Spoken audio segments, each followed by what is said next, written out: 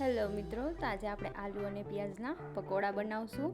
તો સૌથી પહેલાં બટેકાની છાલ ઉતારીને એકદમ ઝીણી સ્લાઇડ બટેકાની કરી દેવાની છે। ત્યારબાદ ડુંગળી લેવાની છે અને ડુંગળીની પણ એવી ઝીણી ઝીણી સ્લાઇડ કરી દેવાની છે।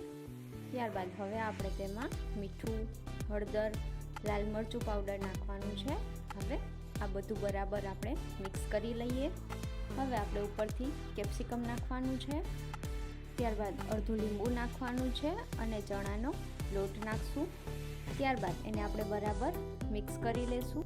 હવે જરૂરિયાત પ્રમાણે થોડું થોડું આપણે પાણી એડ કરવાનું છે, વધારે પતલું નથી કરવાનું। તમે જોઈ શકો છો કેવું કર્યું છે મેં।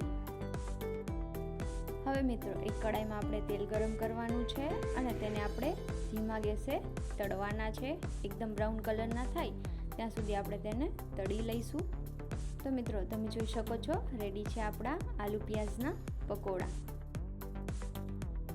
તો મિત્રો આવી જ નવી નવી રેસીપી શીખવા માટે મારી ચેનલને લાઈક કરો, સબસ્ક્રાઈબ કરો। Thank you.